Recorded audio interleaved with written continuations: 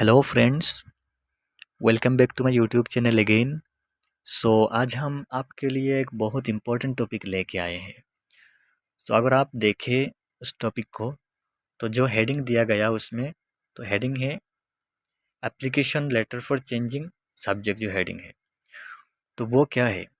वो एक इतना इम्पोर्टेंट टॉपिक है जिसके लिए हम सबको मतलब एक प्रॉब्लम फेस करना पड़ता है। हम जब कॉलेज में एडमिशन लेते हैं, तो एडमिशन के टाइम जो हम सब्जेक्ट सिलेक्ट करते हैं, मतलब सब्जेक्ट का जो कॉम्बिनेशन होता है, हम सिलेक्ट करते हैं किसी एक सब्जेक्ट को।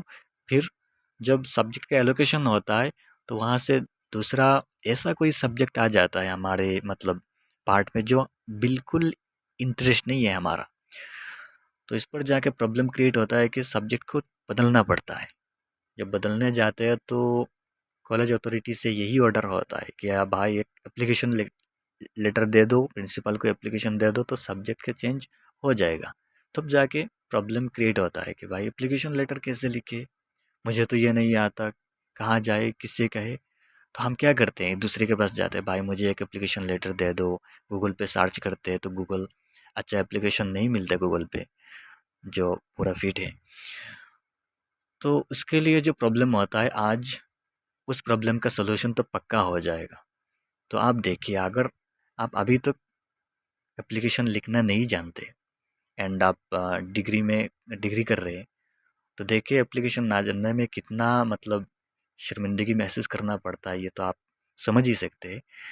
तो देखिए, आई थिंक मैं समझता हूँ, being a student of degree, you should know writing applications. आपको जानना चाहिए। एंड अगर आप ना जाने तो बहुत मतलब बड़ा कमी है आप में।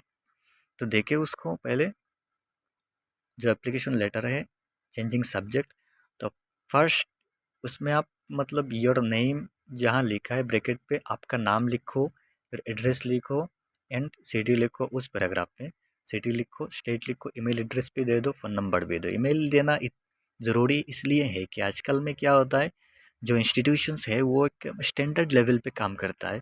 अगर कोई भी आपका सब्जेक्ट चेंज हो गया या चेंज करने के लिए कुछ भी ज़रूरत है, रिक्वायरमेंट्स है, तो आपको मतलब व्हाट्सएप के थ्रू, फ़ोन के थ्रू वो नहीं आपको इन्फॉर्म करेंगे, आपको डायरेक्ट ईमेल करेंगे। तो इसके लिए ईमेल एड्रेस देना ज़रूरी है।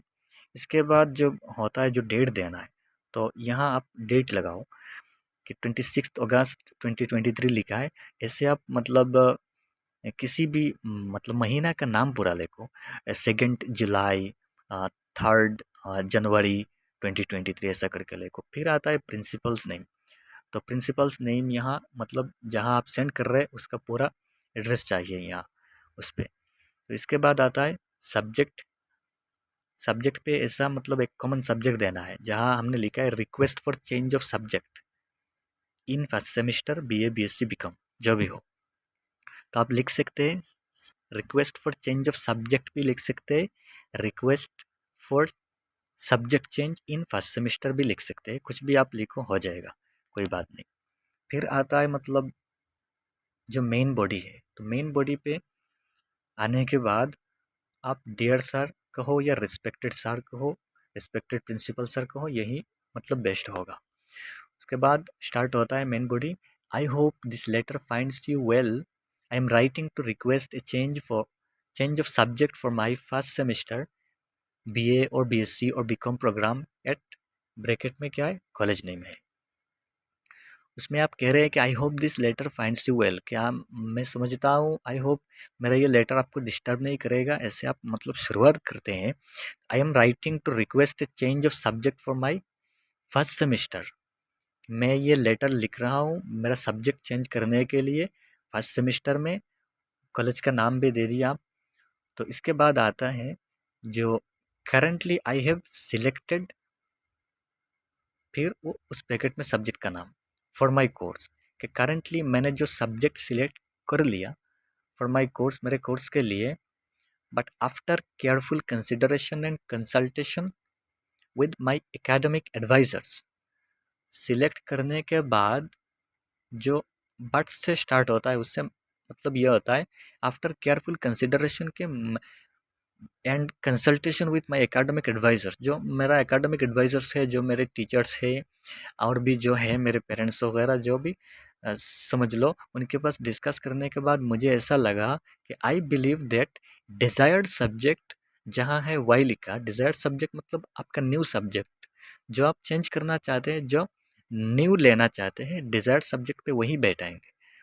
तो I believe that desired subject मतलब new subject would be a better fit for my academic and career goals, कि वो मेरे एकेडमिक एंड करियर गोल्स के लिए बहुत अच्छा होगा, फिट भी होगा एंड मैं इंटरेस्ट भी होऊंगा। ऐसे आप लिख रहे हैं। उसके बाद आप सेकंड पैराग्राफ जो यहाँ से स्टार्ट होता है वो लिखेंगे कि I understand that there might be specific procedures for requesting a subject change, कि उसमें मैं समझ सकता हूँ, उसमें एक स्पेसिफिक प्रोसीजर्स होता है सब्जेक्ट चेंज रिक्वेस्ट, जो रिक्वेस्ट फॉर सब्जेक्ट चेंज होता है एक प्रोसीजर होता है, ऐसा आप कह रहे हैं, मतलब कुछ तो कहना पड़ता है। तो and I assure you of my commitment to follow all necessary guidelines set by the college.